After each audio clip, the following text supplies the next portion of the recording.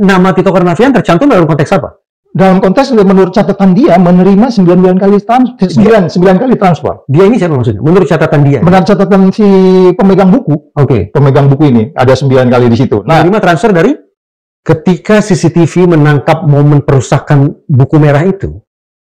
Ada 2 penyidik KPK, yaitu Harun dan Roland Ronaldi. Mereka sesungguhnya melaksanakan perintah dari pihak tertentu. Dari perspektif competitive intelligence itu red flag. Artinya? Bendera merah itu. Nggak bisa dipandang begitu aja. Gitu. Maknanya? Bukan inisiatif mereka pribadi? Iya, ada sesuatu pokoknya yang harus didalami. Tito Karnavian, siapa yang mengendalikan dia ketika itu? Siapa? Yang mengangkatnya dong. Presiden? Iya dong. Dari tanggal 3, Novel ketemu dengan Tito Karnavian, katanya di rumahnya, kemudian pattern berikutnya tanggal 7, iya kan? Tanggal 7 itu tambah 4, tanggal 7 itu terjadi ini video tadi, dan berikutnya adalah tanggal 11, Novel disiram.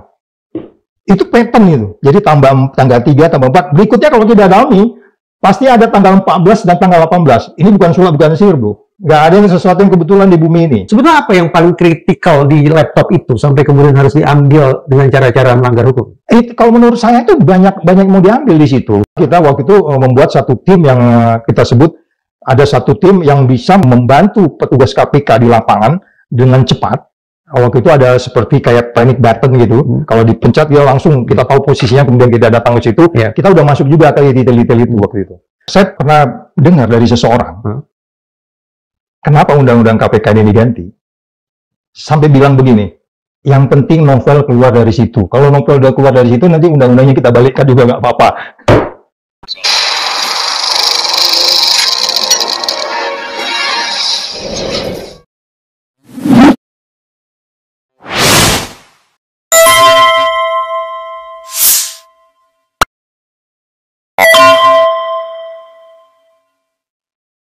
Bang Saud, ketika CCTV menangkap momen perusakan buku merah itu, ada 2 penyidik KPK, betul ya?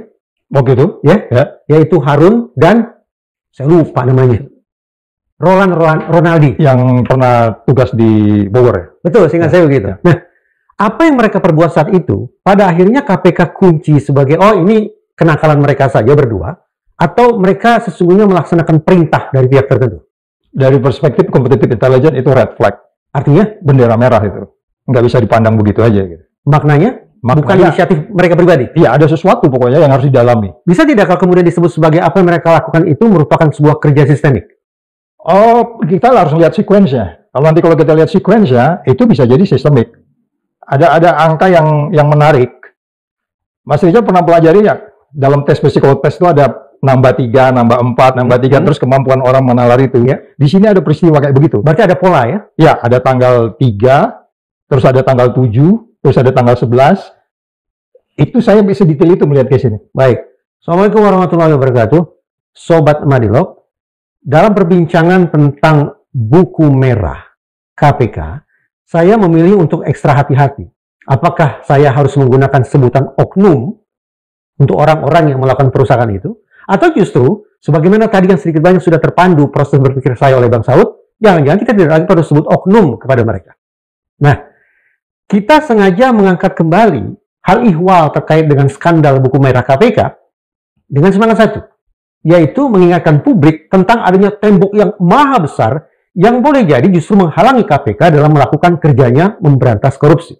Spiritnya, semangatnya adalah mengingatkan kita bersama akan kewaspadaan, akan kebahayaan itu, sehingga kita bisa memberikan penguatan pada akhirnya kepada Komisi Pemberantasan Korupsi. Untuk memperbincangkan hal ini, ruang diskusi Madilog kembali kedatangan tamu yang luar biasa, yaitu Bang Tony Saud Situmorang, pimpinan KPK 2015-2019. Terima kasih Bang Saud, di tengah kesibukannya berkenan sudah lagi ke sini. Terima kasih. Supaya saya tidak salah, Bang Saud itu pernah di Badan Intelijen Negara ya? Iya, itu sebabnya waktu saya pertama kali di 10 besar, tahap pertama itu 2005-2000. Itu orang curiga.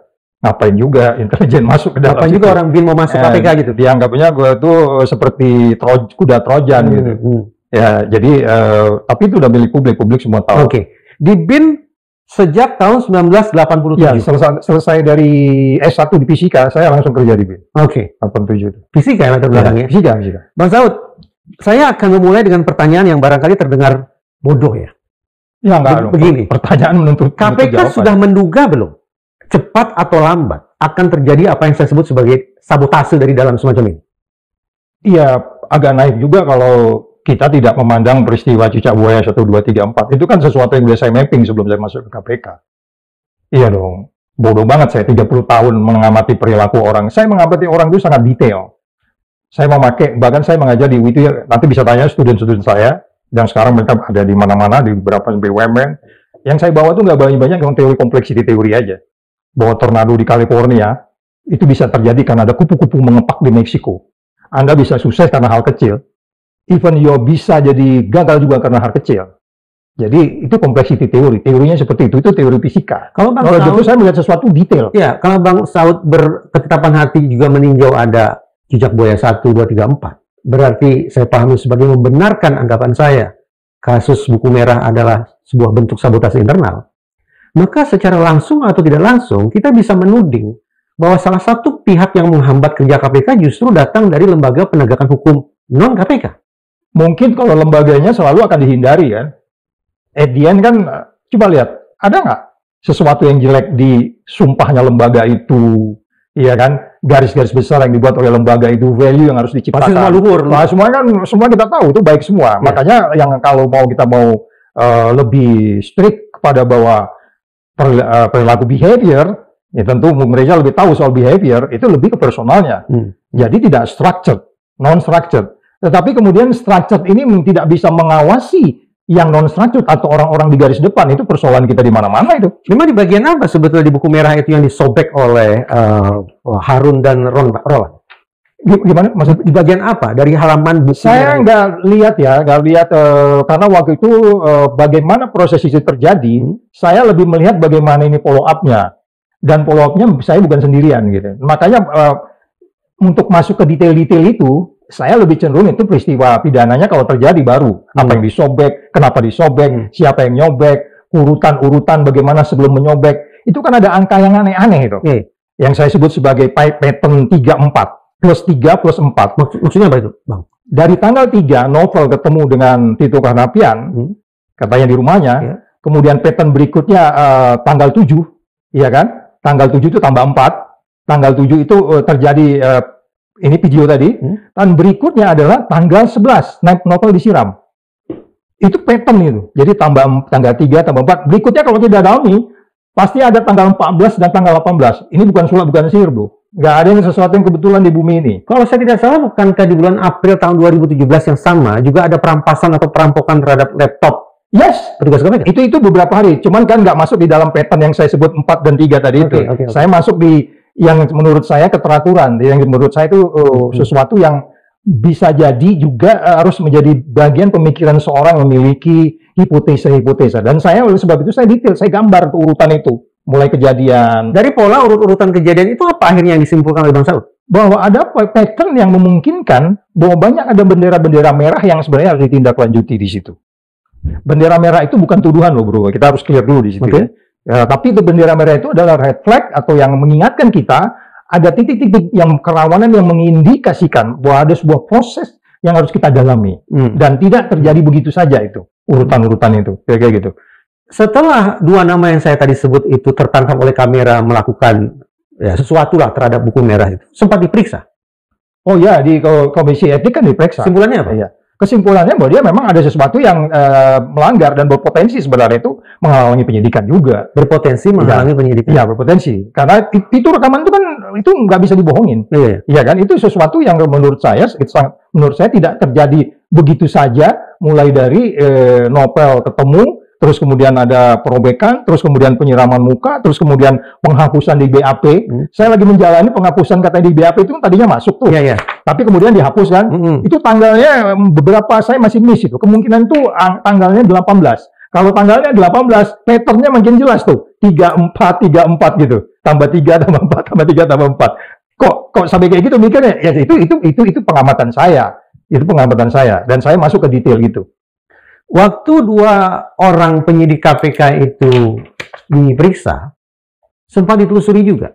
Mereka ini melakukan operasi RUS, saya menyebutnya RUS operation, operasi merah dari dalam itu berdasarkan perintah atau Nah, dari siapa? itu yang menurut saya kita harus pakai teori lain. Itu teori swarming namanya. Ada seseorang di ujung sana, tanpa kita perintah, dia bisa melakukan sesuatu karena mereka mempunyai value yang sama. Itu ada teori mulai ya. Kemampuan berempati Bisa cek ya. Itu swarming teori namanya. Jadi orang di ujung sana itu tanpa kita perintah, dia baca, kemudian dia melaksanakan. Nah, value ini yang berbahaya. Makanya saya bilang, Anda datanglah ke KPK dengan membawa 9 nilai, jangan bawa nilai-nilai lain. Termasuk nilai-nilai dari kantor yang lama. Ya jangan dibawa. Itu pasti swarmingnya pasti akan terjadi. Tanpa diperintah pun dia akan melakukan sesuatu. Dan itu agak sulit memang membuktikannya. Karena value, itu sesuatu yang agak sulit kita dalam berantas terorisme kan. Because you deal with the values. You not deal with instruction. You not deal with berapa bla bla bla bla. Tapi value yang ada di kepala. Nah, value di KPK itu kan jujur, peduli, mandiri, disiplin, berani, sederhana, adil. Itu harus Anda pegang. Anda nggak akan dipengaruhi oleh value-value lain. Dua orang ini masuk ke KPK, berarti saya bayangkan mereka sudah lewat seleksi perekrutan yang ketat. Oh yes. Mereka mengadopsi nilai KPK dong. Ya. Dan lalu sampai menyebabkan mereka di tengah jalan. Justru kemudian banting setir melakukan apa yang tadi Bang Saud. Itu tadi kembali obstruction of justice. Ya, itu sebabnya makanya waktu itu pengawas internal itu sangat kencang di KPK. Saya berulang-ulang harus mengatakan, saya itu diperiksa hanya karena salah ngomong di TV. Yang memeriksa saya itu usianya lebih muda dari saya. Tapi dia datang ke ruangan saya, Pak Saud, kita mau periksa Bapak dalam kaitan ngomong di TV seperti ini. Check and balance-nya itu tinggi. Nah, check and balance itulah yang akhirnya membuat mereka dikembalikan kan. Dikembalikan dalam pengertian menjadi agak pertanyaan publik ketika kemudian ada sebuah proses berpotensi menghalangi penyidikan, kemudian orang itu get promotion. Kenapa dikembalikan ke kantor lamanya? Tidakkah ada sebuah program di KPK yang bisa mengoreksi perbuatan mereka, bisa membenahi kembali tindak tanduk mereka, sehingga tidak harus dipulangkan ke kantor lama? Nah, itu kan banyak pertimbangan-pertimbangan. Di antaranya itu bukan putusan saya sendiri, itu putusan 5 pimpinan. 5 pimpinan KPK bersepakat semua bahwa apa yang dilakukan oleh 2 orang itu adalah bermasalah, adalah salah. Atau juga ada keterbelahan? Ya, buktinya dia diperiksa dan dikembalikan karena bermasalah kan. Kalau enggak dia tetap kerja di situ gitu. Dan 5 pimpinan KPK semua sepakat yang mengatakan ini salah, tidak ada yang bisa ditawar-tawar, ini bukan bukti tafsir, ini kesalahan. Ya, dan dia dikembalikan. Itu aja. Tadi Bang Saud sebut titik pertamanya justru kedatangan Novel Baswedan ke kediaman Tito Karnavian, di rumahnya katanya. Apa sebetulnya yang Bang Saud ingin katakan apa? Bukankah Novel adalah anggota Polri? Apa salahnya anggota Polri datang ke kediaman Kapolri? Ya, itu yang menurut saya justru kita harus menghargai di situ. Kan dia mau klarifikasi. Bro, ini hasil OTT kasus ini. Kasus ini hasil OTT diawali oleh pendalaman adanya impor daging yang ilegal yang melibatkan custom di situ. Kasusnya itu di situ dimulainya. We are not dealing with mengamat-ngamatin Tito Karnavian di sini, enggak. Nama dia muncul setelah barang-barang itu disita dan ada di dalam buku kan gitu kan? Di dalam buku merah itu. Iya, yang katanya ada disebutkan ada 9 kali waktu itu di situ. Di situ yang saya bilang red flag-nya di situ. Tidak menuduh, tapi itu perlu didalami kan gitu kan? Nama Tito Karnavian tercantum dalam konteks apa? Dalam konteks menurut catatan dia menerima 9 kali transfer. Dia ini siapa maksudnya? Menurut catatan dia? Menurut catatan si pemegang buku. Pemegang buku ini ada 9 kali di situ. Nah, menerima transfer dari? Oh, enggak, mereka mentransfer. Dari buku merah itu berisi petunjuk bahwa mereka memberikan sumbangan dengan, saya nggak tahu urutannya seperti apa, patternnya itu sama atau tidak, terus ditujukan kepada siapa, untuk apa keperluannya, itu kan udah red flag banget dalam kompetisi ya, tercium amis gitu. Oh iya dong, itu yang saya bilang red flag tadi. Nah, oleh sebab itu, ketika itu OTT itu terjadi, kemudian dilakukan pendalaman, pengembangan, biasanya kalau patternnya OTT, itu semua udah kelihatan. Tetapi mungkin komunikasi tidak muncul di situ. Munculnya nama Tito Karnavian ini kan di buku itu. Nggak ada informasi lain gitu. Bisa aja dia bantah nyebut-nyebut nama saya kan, dia bilang begitu kan. Nama petinggi Polri yang tercantum hanya Tito Karnavian. Kalau saya nggak baca di buku itu, tetapi muncul di media ada sejumlah pejabat lain. Apakah itu di kesatuan lain dan seterusnya. Jadi tidak hanya satu nama, kita ada beberapa nama. Beberapa kayak apa ya, waktu itu ada beberapa leak itu loh. Apa itu Indolix atau apa, mereka nggak tahu. Saya nggak tahu dapat informasi dari mana mereka, tapi mereka menyimpulkan seperti itu. Transfer itu kepentingannya apa? Nah, itu yang menurut saya red flag-nya di situ. Bendera merahnya itu di situ. Itu benar bendera merah dong, tanpa kita harus menuduh. Yang menurut saya itu yang perlu didalemin.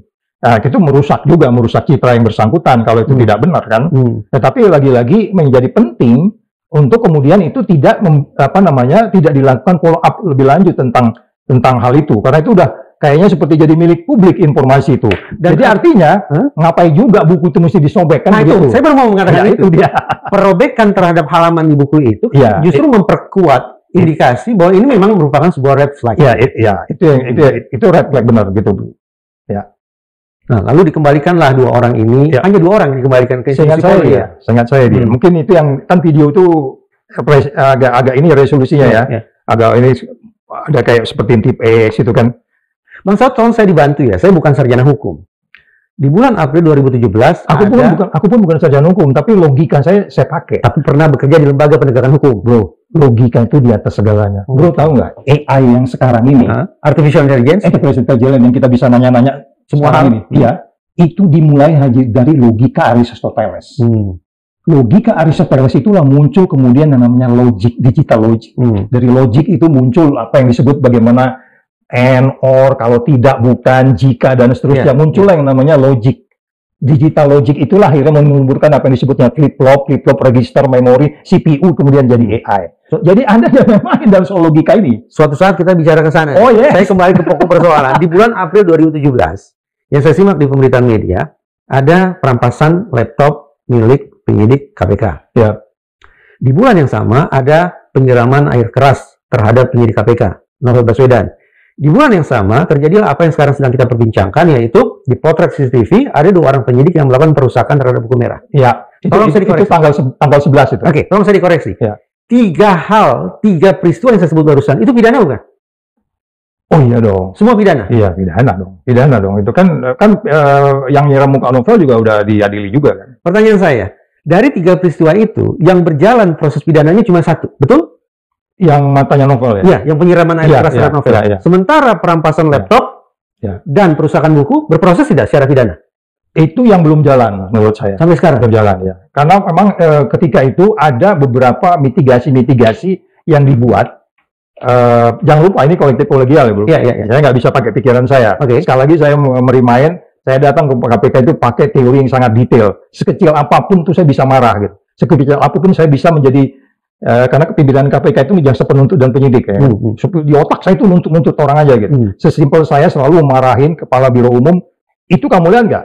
Kamera yang semua sekian tuh ditutup oleh daun palem. Kamu bereskan itu. Gitu. Saya masih sedetail itu. Tapi kembali lagi, ada wisdom yang muncul ketika peristiwa ini terjadi, karena kita masih banyak kerjaan besar begitu. Jadi kita memitigasi ini, kita dalam pengertian itu bukan saya sendiri. KPK? Ya, dalam hal ini KPK. Saya belum paham. Jadi artinya ada beberapa poin yang memungkinkan pimpinan lain juga berpikiran bahwa seperti yang dipikirkan oleh yang melakukan ini. Ya udah kami pulang aja lah, kira-kira gitu. Itu kebijaksanaan? Oh ya enggak tentunya. Lalu tadi mengatakan itu merupakan bentuk wisdom. Ya, wisdom yang dalam arti pengertian ada pekerjaan besar yang kita selesaikan yang dipinggirkan, kita masuk ke proses pidananya. Karena begitu kan ada hakim Mahkamah Konstitusi kan di situ. Ya, itu. Jadi ini lebih pekerjaan besar lagi, disingkirkan dulu, kita bereskan ini. Dan kita tahu Mahkamah Konstitusi kita itu bukan kejadian kedua kan? Saya tidak bermaksud membentur-benturkan Bang Saud dengan Novel Baswedan. Semalam saya berkomunikasi dengan Mas Novel. Kemudian Mas Novel menyimak obrolan kita ini.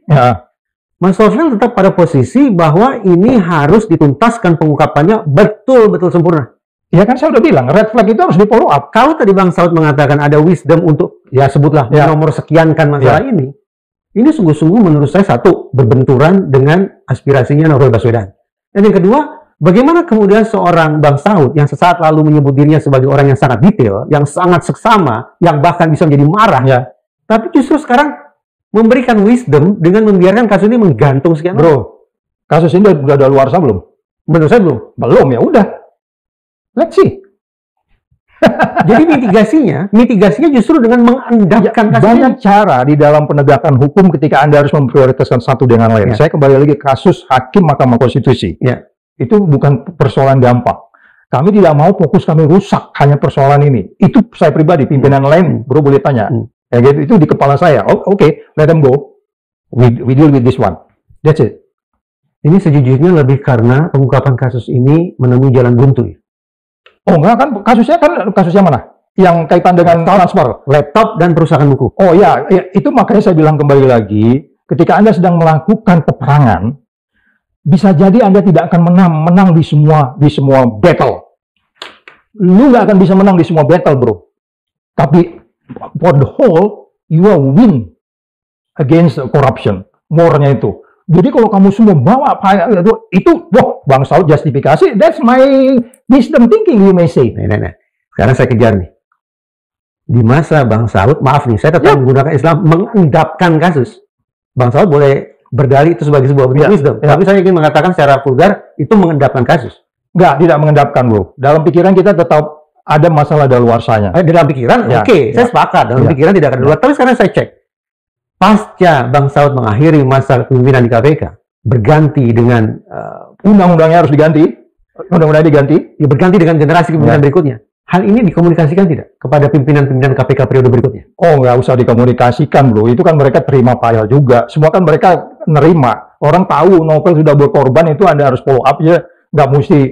Masa kita mesti memberi sesuatu hal-hal yang kemudian tidak bisa mereka tafsirkan apa yang mereka lakukan. Karena kita menyerahkan juga file-file apa yang kita tangani kan.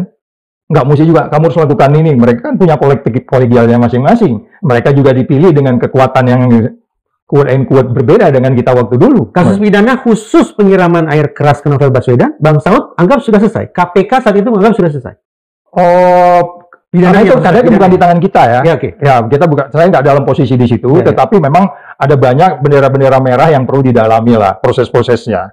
Ya, dalam hal ini makanya kita akan waktu itu beberapa kali kita minta mereka paparan kan, bagaimana kamera, bahkan saya mengatakan kalau bisa semua kamera di sekitar rumah novel itu diambil dan ternyata itu membantu. Tapi kemudian bagaimana itu bisa membuktikan siapa sebenarnya pelakunya? Itu kan masih perdebatan sampai saat ini. 2 orang kan sudah dipidana. Iya, itu masih perdebatan. Masih perdebatan? Iya, masih sudah perdebatan. Ada putusan hakim? Iya, itu masih bisa diperdebatkan dalam pengertian bagaimana siapa sebenarnya pelaku sebenarnya. Oh, kan gitu. Ini kita bicara pelaku sebenarnya dalam konteks aktor intelektual kah, atau operator lapangan kah, atau penyandang dana kah, atau apa sebetulnya? Kita masih berpikiran nggak ada yang kebetulan di bumi ini, bro.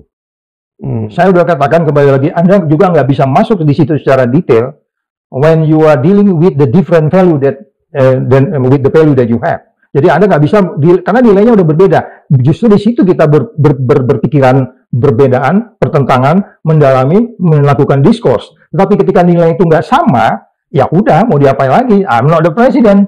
Nah, rangkaian peristiwa di bulan April 2017 pernah tidak diperbincangkan dengan Presiden Jokowi? Oh ya, Jokowi memberi tanggapan kan ketika itu. Apa tanggapannya? Saya kasih waktu, kan mereka minta katanya sekian lama. Jokowi di situ masih quote and quote, kita harus akui, dia bilang saya mau waktunya berapa hari gitu, dia mau saya kasih waktu sekian, harus diungkap gitu. Itu pernyataan yang kita nilai memiliki nilai positif terhadap KPK ketika itu. Saya membayangkan dalam organisasi yang modern, bahkan juga dalam pola pikir yang modern, setiap tugas, setiap agenda itu ada kerangka waktunya.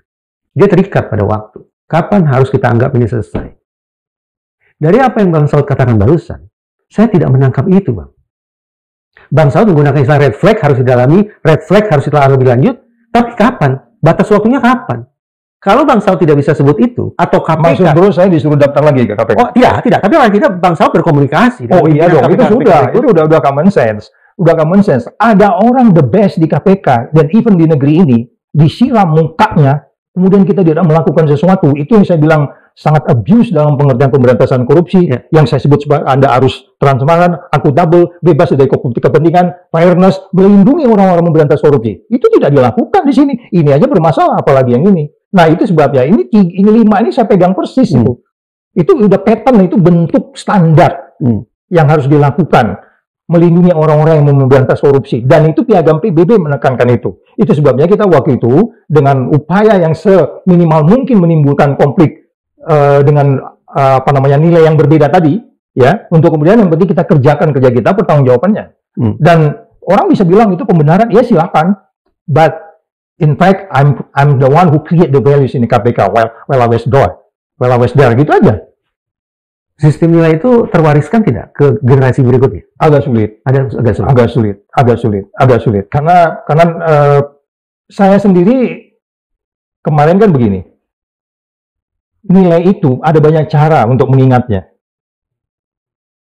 Jujur, peduli, mandiri, disiplin, berani, tanggung jawab, sederhana, adil, dan seterusnya. Saya bicara dengan teman-teman, ini susah gue ngingatnya, gampang Pak Saud, cuman agak jahat. Apa itu? Jupe mandi tangker sebedil katanya. Jupe mandi tangker sebedil. Itu dalam psikologi istilahnya jembatan keledai. Itu. Nah, memotong-motong untuk membatu ingatan. gampang kan ingatnya kan? Jupe mandi tangker sebedil. Tapi kan nggak ini nih, kurang baik nih. Digantilah sekarang singkatan tadi itu menjadi Jumat bersepeda. Dibahaslah Jumat bersepeda ini di DPR. Orang DPR pikir ini bener Jumat itu naik sepeda beneran. Denotatif. Dia don't even apa namanya itu aware dengan nilai itu. Jadi maksudnya gini, cara membariskan nilai itu juga, nilai itu saya pernah debat dengan beberapa orang yang lebih senior di sana, yang dia berada di sana sejak KPK berdiri. Bro, ini nilai ini dari mana sih? Kenapa Saud? Aku di Bandung diprotes orang, tambah dong satu lagi, depannya dari 10, apa itu? Istiqomah, katanya gitu. Oh boleh tambah. Karena istiqomah ini sustainability kan. Oke, boleh tambah, tapi ini adalah kesimpulan yang sudah kita sebut. Walaupun pada bagian lain kita hanya selalu pakai kata pertama kan. Jujur, berani jujur hebat kan. Berani jujur hebat. Yang di beberapa kesempatan. Sekarang saya pikir kita udah mulai lupa dengan ungkapan itu. Tapi Rocky pernah marah sama saya. Rocky Gerung. Tersinggung dia. Apaan itu berani jujur hebat? Bro, itu kata-kata itu bukan buat kamu. Kamu udah jujur, udah selesai kamu.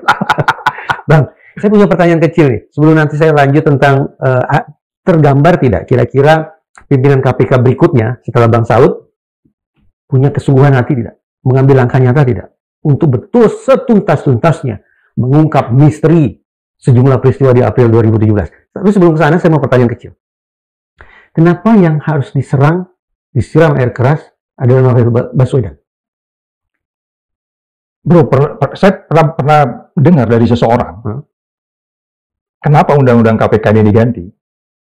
Sampai bilang begini, yang penting Novel keluar dari situ. Kalau Novel udah keluar dari situ, nanti undang-undangnya kita balikkan juga nggak apa-apa. You can imagine. Jadi sebegitu berbahayanya Novel. Padahal semua orang ketika itu, saya berasumsi semua orang ketika mereka megang 9 nilai tadi itu, even jaksa, polisi yang masuk ke KPK, kami kasih induksi 9 nilai itu, mereka seperti Novel sebenarnya.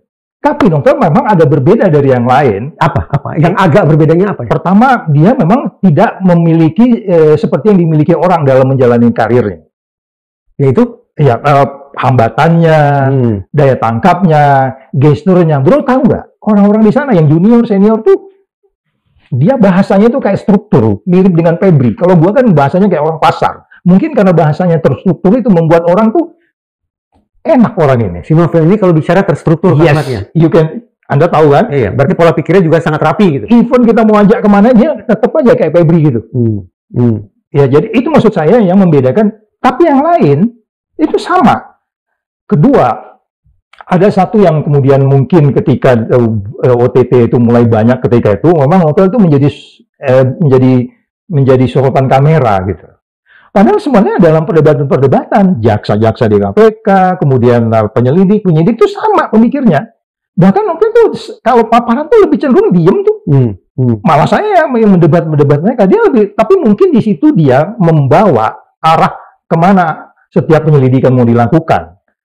Karena apa? Karena memang dia nggak punya conflict of interest, bro. Once you get the conflict of interest, mungkin satu kata kamu bisa mislead, ya nggak? Dia sustain begitu nggak punya conflict of interest. Bahkan itu orang dengan profil seperti Novel Baswedan pun dianggap sebagai barang langka, manusia langka di KPK. Ya dari gayanya ya, dari stylenya. Tetapi value rata-rata semua sebenarnya mereka sama. Mereka sama. Kalau nggak, kalau dia sendiri juga dipoting habis dong dia. Iya dong. Mereka kan setiap paparan kan expose dulu. Semua ngasih tanggapan. Iya kan? Tapi di situ kenapa saya katakan kembali lagi, kenapa OTT itu selalu baik? Karena OTT itu kan selalu, menangkap seorang menteri dengan menangkap kepala dinas itu sama. Effortnya sama. Sama effortnya, tingkat kesulitannya juga sama. Resource-nya juga sama. Ada yang harus mengamati terus komunikasi. Bro, ini di sini dia. Ini dia bilang makan lontong. Cepat lagi penyidik, lontong itu mesti restoran sebelah sana. Mereka berangkat ke sana. Itu sama gitu loh. Terus Novel sendiri melakukan ini. Nggak bisa. Pasti tim. Yes, itu yang saya bilang, Novel the one who inspired them all. Itu aja. Novel punya musuh tidak di dalam internal KPK sendiri? Mungkin bukan musuh lah ya, tapi orang yang tidak happy dengan keberadaan orang ini di KPK. Yang mempunyai conflict of interest pasti ya akan merasa terganggu karena dia strict dengan nilai yang dia pahami. Dengan apa itu? Kalau di Polri itu apa? Sabta Marga atau apa itu? kan ada tuh nilai-nilai yang nilai yang dianut gitu ya. Ya, kan ada tuh sumpah prajurit, Sabta Marga kalau di TNI kan. Dia pegang itu pertama dia masuk ya. Bisa jadi itu yang membuat dia konsisten di situ gitu. Itu aja yang membedakannya. Serangan terhadap novel itu dari kacamata Bang Saud yang notabene juga punya latar intelijen. Itu bukan salah serangan ya, bukan salah sasaran ya. Pasti memang yang diincar adalah novel ya. Lagi-lagi kan orang melihat kronologis kan, tetangga yang melihat ada orang yang melakukan surveillance, take out terhadap dia. Serangan itu sebatas untuk mencederai novel? Saya nggak ngerti. Mungkin kita harus tanya kepada pelakunya gitu. Ya kan? Tetapi bagi saya, waktu itu saya dengan Pak Agus itu bicara, kita pingin kan melindungi dia 24 jam. Karena memang ada small signal yang saya bilang tadi itu, apa namanya, complexity theory. Beberapa kali dia ditabrak dulu, naik motor, itu sebenarnya ada small signal yang harus kita anggap itu red flag buat dia. Itu bendera merah buat bahwa kamu itu bahaya nih kalau didiamin nih. Artinya harus ada mitigasi lah terhadap novel. Waktu itu kan kita juga makanya siapkan orang, tapi dia kan nggak enak. Gua biasa aja gitu. Jadi karena dia berpikir, ya gua dengan Tuhan gua itu melindungi saya gitu. Tapi dunia nggak begitu kan. Ya kan, keinginan Tuhan dengan keinginan dunia ini kan bisa jadi bersamaan, bisa jadi juga bertentangan gitu. Jadi dia dengan gampangnya pulang sholat ketika itu, sholat subuh, santai, nggak nyangka bakal itu terjadi gitu. Dan kenapa itu dilakukan seperti itu ya, nggak mungkin juga penyerangnya tidak mengamati medan lebih dulu kan. Nggak mungkin juga dong. Sangat naif penyerang itu tidak mengamati medan dulu. Semakin kuat tanda-tanda bahwa memang ada sebuah kerja yang sifatnya sistemik untuk menghambat KPK ya. Sebenarnya masuk dengan mengincar novel. Iya, yes. Itu makanya sebabnya Bung Reza. Saya dari perspektif competitive intelligence itu tadi, bekas competitive intelligence itu Anda harus menciptakan daya saing Anda melawan ketidakbenaran, ketidakadilan dan seterusnya itu. Dalam hal ini ada beberapa tata kelola informasi dan kebijakan yang harus Anda kumpul untuk kemudian bikin tindakan. Nah, itu sebabnya di sisi itu, kalau secara organisasi kita bisa tangani, secara pribadi nggak bisa. Kan ada juga orang naik kereta api dari Bogor ke Jakarta, ini laptopnya ditaruh di atas, dia bangun laptopnya hilang, gitu kan? Itu kan sesuatu yang bisa terjadi terhadap siapa aja. Itu sebabnya ada beberapa hal yang harus dibuat teknikal kecil, detail-detail kecil, tidak boleh masuk membawa peralatan ke rumah. Satu lagi kan ada yang dirampas dari taksi kan? Ya. Nah itu kan sebenarnya nggak boleh, ngapain juga kau bawa ke rumah. Aku mau kerja daripada ribut sama istri, gue mau ngetik, makanya dia bilang gitu. Nggak bisa, itu file tuh mesti ada di kantor gitu. Makanya dia ditegur kan, kalau nggak salah potong gaji dia. Dan laptop itu tidak kembali? Nggak kembali. Kalau nggak salah dipotong gaji. Ingat saya, pengambilan dengan cara ilegal terhadap laptop penyidik KPK, laptop personal KPK itu sudah 2 kali terjadi. Juga pernah pada tahun 2022 kalau tidak salah terhadap jaksa KPK. Pencurian di rumah yang bersangkutan. Beritanya seperti itu. Tapi laptopnya berhasil ditemukan. Ya. Sementara dalam kasus April 2017, laptop itu sampai sekarang sepertinya tidak kunjung ditemukan. Iya, karena memang niatnya memang untuk mengambil itu, tapi dia pikir bisa menghapus segalanya gitu. Sebetulnya apa yang paling kritikal di laptop itu sampai kemudian harus diambil dengan cara-cara melanggar hukum? Kalau menurut saya itu banyak mau diambil di situ. Strong signal kepada penyidik, lu main-main lu ya. Itu bukan penjamretan biasa kan ya? Iya, enggak dong. Itu kan kronologisnya ngambilnya juga sedemikian ruwet ketika taksi belakang dibuka kalau nggak salah, terus kemudian diambil begitu ya. Dan saya nggak detail banget waktu itu apakah di KPK waktu di mana ketika itu. Tetapi yang paling penting adalah bahwa sesuatu yang saya bilang tadi itu pattern itu kalau kita anggap itu nggak ada kaitannya dengan peristiwa yang sedang ditangani, intelijen kita sangat naik banget ketika itu, ya kan? Dan itu sebabnya makanya kalau memang perlu katakanlah memproteksi mereka, memproteksi informasi, itulah kita waktu itu membuat satu tim yang kita sebut ada satu tim yang bisa membantu petugas KPK di lapangan dengan cepat. Waktu itu ada seperti kayak panic button gitu. Kalau dipencet dia langsung kita tahu posisinya, kemudian kita datang ke situ. Kita udah masuk juga ke detail-detail itu waktu itu. Kejaksaan Agung hari ini kan pengamanannya sangat didukung oleh TNI ya, Bang Saud. Itu bagus ya. Bagus. Pada masa itu tidak ada pemikiran sampai ke sana bahwa kita perlu melibatkan personil dari institusi lain untuk mengamankan KPK, menjaga KPK. Tidak ada pemikiran seperti itu. Belum ada ya diskusi seperti itu, tapi nggak structured gitu. Di dalam kan ada beberapa di pengawal ya, ada mantan-mantan ini juga. TNI. Jadi artinya kita berharap dia dia mendeliver katakanlah nilai bagaimana supaya menjadi seorang security guard yang baik dan seterusnya. Pada bagian lain kita waktu itu membentuk yang sebelah panic button yang sehingga kita bisa mengamankan orang dengan cepat. Karena ada kejadian juga waktu itu jaksa tiba-tiba nggak ada kaitan apa-apa tapi dia meninggal di ini ya, di stasiun kereta api atau apa. Tapi itu nggak ada kaitan ya. Tapi kan tanggung jawab kita sebagai pimpinan tidak hanya persoalan tugas, persoalan pribadi juga harus dihadapi. Jadi pertanyaannya, ada upaya seperti itu, tapi belum masuk kepada struktur. Karena itu berpotensi menimbulkan ketegangan baru. Ya, makanya yang paling enak itu sebenarnya kita membangun pengamanan sendiri. Nah, waktu itu ada penyidik internal, penyidik eksternal, ya kita rekrut sendiri aja supaya kemudian kita punya penyidik sendiri yang mungkin makin banyak dan seterusnya, kecuali jaksa penuntut ya. Tiba-tiba saya teringat berita panas ketika Novel dikabarkan akan dijemput di gedung KPK. Selama sekian lama Novel ditunggu turun ke bawah. Dan ada gestur dari institusi tertentu, dari instansi tertentu yang mengirimkan pesan bahwa seolah-olah mereka dalam posisi menjaga KPK. Betul tidak itu? Itu kapan ya kejadiannya? Waktu Novel disangkut pautkan dengan, seingat saya, masalah sarang walet. Oh, berarti masih di gedung lama ya? Kekerasan kali ya? Di periode sebelumnya kali. Sebelum karena memang ya, karena periode sebelumnya ini kan sudah menjadi sudah menjadi adegium gitu kan, bahwa nggak ada orang yang benar-benar bersih kan gitu kan, sehingga kemudian ketemulah, oh ini persoalannya gitu. Tapi kan akhirnya sampai sekarang itu nggak itu juga kalau memang perlu dituntaskan. Ya, tapi publik menganggap itu sebagai bentuk kriminalisasi. Ya, publik kan. Sebagian halayak menganggap itu kriminalisasi. Ini merupakan satu cara lagi untuk menghambat kerja KPK. Tafsirannya begitu. Ya, artinya gini, apakah memang benar yang dituduhkan itu kepada Novel ketika itu, bahwa memang dia melakukan abuse of power itu, mengancam dan seterusnya, ternyata nggak bisa dibuktikan. Bukan karena kita melindungi dia tentang melakukan pekerja-kerja pemberantasan korupsi, enggak. Selalu saja bahwa akan ada perdebatan yang paling baik sebenarnya memang di pengadilan. Tetapi modusnya menjadi lebih aneh. Peristiwa ini muncul kalau Novel lagi kerja gitu loh. Terus Bung Reza bilang itu nggak relevan gitu. Bung itu nggak cari-cari kesalahan. Ya udah aja nih, lagi diem, panggil aja sekarang nih. Novel nggak lagi kerja nih, lagi di polisi sana, panggil aja, tuntut aja. Kalau ya kan, ternyata juga nggak dipanggil. Itu makanya saya bilang. Akhirnya kan kita bertanya. Ya udahlah, itu part of the game, and then we have to be wise gitu menghadapi game itu aja. Ini pertanyaan saya jadi agak pesimis.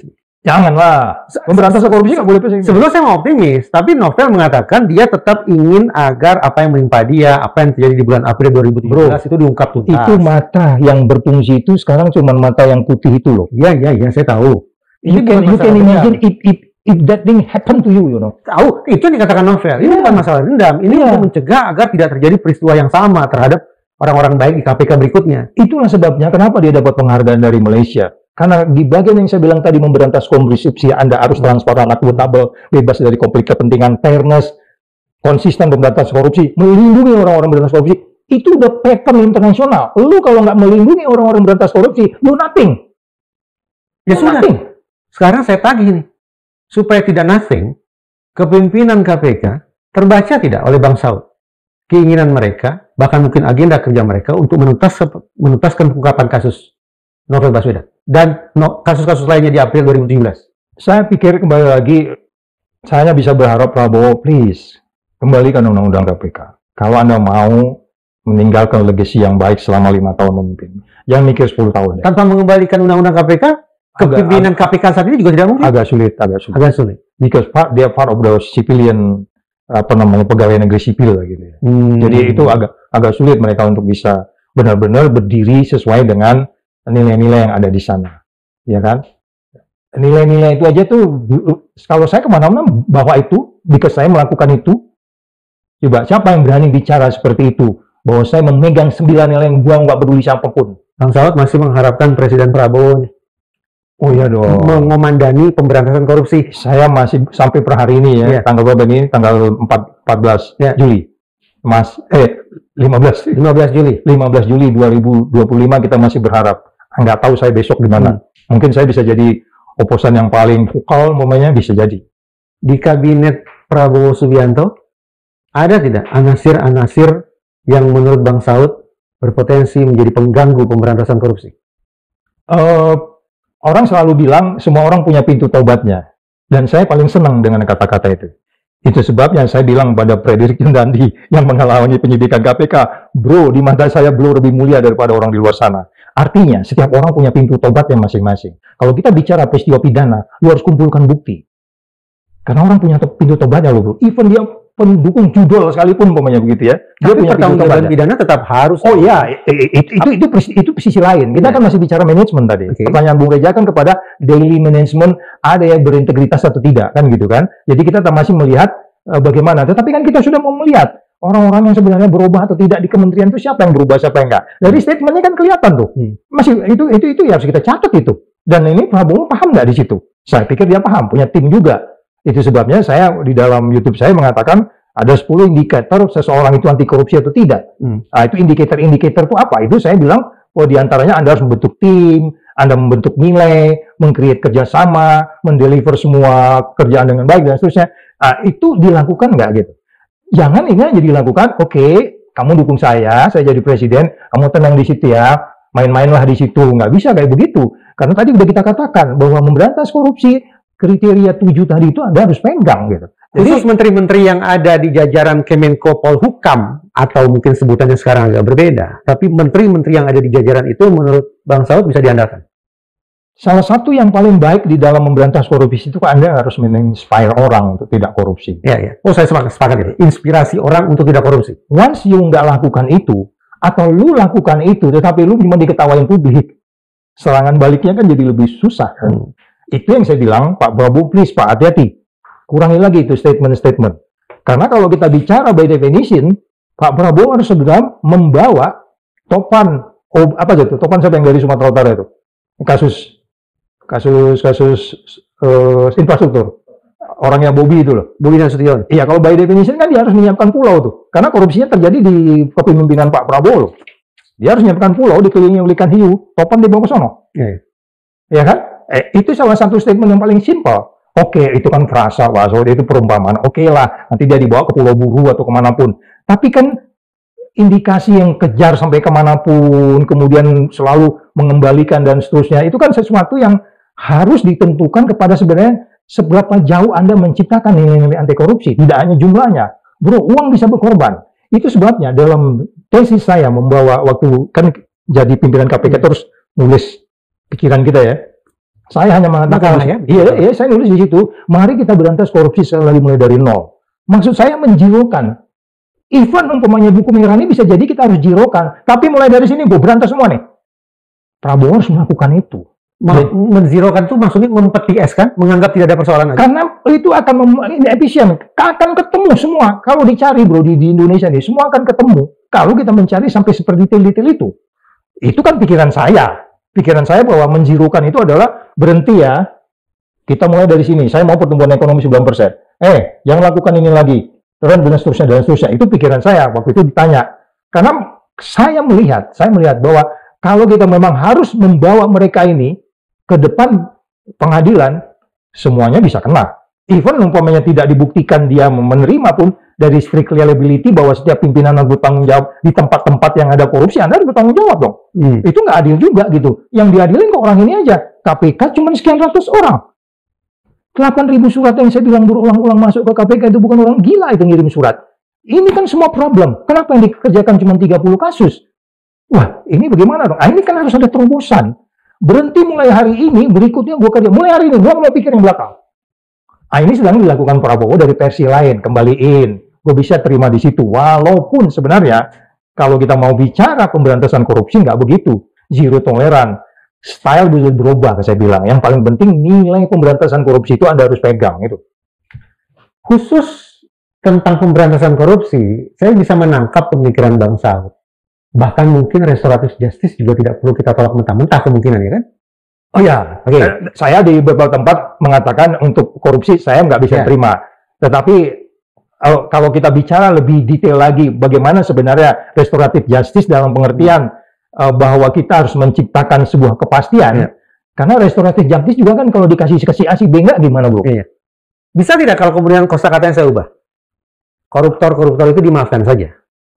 Kedepannya kita harus lebih serius lagi. Tapi yang sudah lewat, apa boleh buat, kita maafkan saja. Nah, yang paling penting adalah regenerasinya, sustainability-nya. Kalau presiden sekarang melakukan yang itu, ke depan balik lagi, itu serangan baliknya akan menjadi lebih susah. Itu yang saya katakan kembali lagi, menyesalnya saya, kenapa Jokowi harus mengganti undang-undang KPK, regenerasi anti korupsi itu nggak jalan dengan baik. Mulai dari SBY itu naik, Bro. Naik 20, 30, sampai kemudian 40. Ya. Kita harapkan ini naik sampai 50 di atas Malaysia, di atas Timur Leste gitu. Tapi ternyata kan jadi jatuh. Jatuh ke 34 ketika itu. Ke 34 baru naik 3 lagi setelah Prabowo. Saya nggak tahu kok dunia internasional, ini kita punya harapan kali dia kirim strong sheet-nya. Wah, kasih deh, kita kasih poinnya dari 34 jadi 37, naik 3 tahun kemarin gitu. Jadi kembali lagi, bagaimana bisa memastikan sustainability-nya ini gitu loh, meyakinkan. Karena memang negara lain pun, ya ambil contoh yang paling dekat lah, negara mana yang paling dekat. Selalu kalau dia tidak sustain, serangan baliknya itu akan lebih banyak. Contoh cara mengambil kita, nanti sore saya akan bicara di satu TV mengenai bagaimana sebenarnya korupsi di Pertamina. Itu kan pada tahun 2015 itu udah orang yang sekarang ini, yang diambil ini, itu udah ada nama itu. Udah sejak sekian tahun silam.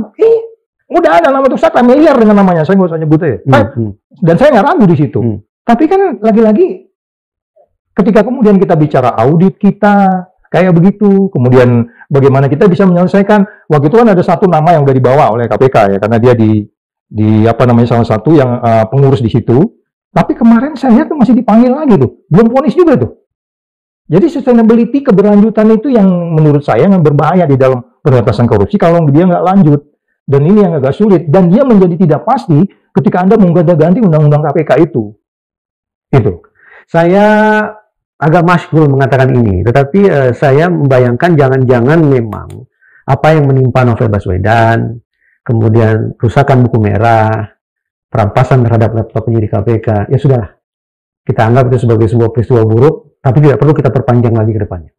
Kita anggap saja sebagai sebuah peristiwa tidak bisa kita elakkan, lalu tanda petik kita maafkan gitu saja. Betul tidak? Ini pilihan sikap yang tepat tidak dari saya? Saya lebih mengatakan begini. Ini kan sama dengan orang bicara ijazah palsu sekarang. Yeah. Semuanya itu dibuka. You open in the table, then everything will be clear ketika kemudian itu dibuka gitu. Itu salah satu solusinya. Tetapi untuk persoalan korupsi, membuka itu ke depan suatu meja yang terbuka, apalagi itu kalau dikatakan dengan sistem yang tidak clean ketika itu, ya kan? Gini, kalau seseorang melakukan tindak pidana di suatu tempat yang memungkinkan dia melakukan itu, saya anggap aja sekarang Tito Karnavian, siapa yang mengendalikan dia ketika itu? Siapa? Yang mengangkatnya dong. Presiden? Iya dong. Lalu, terus Komisi 3 pernah nggak ngingatin? Sehingga saya tidak. Ya, oleh sebab itu saya katakan kita maklum. Maklum? Kalau bisa sampai terjadi 9 kali itu, maklum dalam pengertian memahami loh ya, bukan memaafkan dan menerima itu gitu ya. Karena sistem ketika itu memang seperti itu. Sama dengan hakim konstitusi ini. Anda tahu nggak dia pergi ketemu di lapangan golf? Di kasus ini loh ya, di kasus apa ini? Kan ceritanya tuh soal bioterorisme. Ini kan terkait putusan MK kan? Iya kan undang-undang bahwa boleh dia import dari mana aja, yang daerah di mana tuh termulku, saya sebutnya termul itu, ternak penyakit kuku dan mulut. Oke. Saya menyebutnya kan waktu itu menghindari termulku itu, penyakit ternak mulut dan kuku. Menghindari itu dilarang lah ngimport sembarangan. Nggak boleh kamu ngimport dari negara-negara mana waktu itu. Yang kita waktu itu khawatir dari India kan. Dia menginginkan kalau bisa dia ngimport dari mana aja. Undang-undang mengatakan tidak boleh. Undang-undang tidak boleh karena waktu itu ada bioterorisme dan seterusnya lah. Jadi artinya itu yang konsep besar membuat negara global menjadi rusak karena mengimpor daging, karena kita bicara penyakit kuku di masyarakat, ternak menjadi hilang dan rusak. Masyarakat sudah pernah punya lembu satu, mati lagi kena penyakit. Rusak hanya karena ada seorang hakim Mahkamah Konstitusi bertemu seseorang di lapangan golf. Itu yang saya bilang kompleksiti teorinya. Kenapa nggak diatur kalau kamu ketemu seseorang di lapangan golf? Karena kan begitu bicara berapa dia terima untuk putusan itu kan. Sekarang kembali ke Tito. Sama kayak begitu. Keadaan itu memungkinkan dia melakukan itu. Itu salah siapa? Salah Tito semata. No, sistem ini yang memungkinkan seseorang seperti itu. Itu yang saya bilang kembali, pemberantasan korupsi harus dipegang oleh presidennya. Berhenti ya, please berhenti. Nah ini kita catat nih. Pak Prabowo udah tiap hari ngomong nih, ntar kita catat nih. Setelah dia ngomong itu siapa-siapa yang berhenti nih? Siapa yang masih terus nih? Faktanya tidak ada. Nah, termasuk nama yang Bang Saud sebut barusan. Itulah nanti. Itulah yang saya bilang tadi. Saya nggak nyebut nama loh barusan. Barusan sebut nama? Yang mana? Tito Karnavian. Dia bagian dari kabinet. Oh ya, lupa Bang Saud dia kabinet. Ya kalau dia masih melakukan sesuatu gitu ya. Oh ya, oke, silakan. Nanti kita lihat. Ya. Tetapi maksud saya gini, please, itu presiden udah ngomong, lu ikutin. Yang dulu nggak ada, bro. Ini 10 tahun yang lalu ada nggak? Harus ngomong ya. Gua kejar loh. Itu kan perintah itu. Ya, mudah-mudahan tidak omon-omon. Oh iya, harapan kita. Kita berdoa sehat lah dia sampai 5 tahun ini. Itu aja. Ya. Saud Situmorang, pimpinan KPK 2015-2019. Terima kasih Bang sudah datang.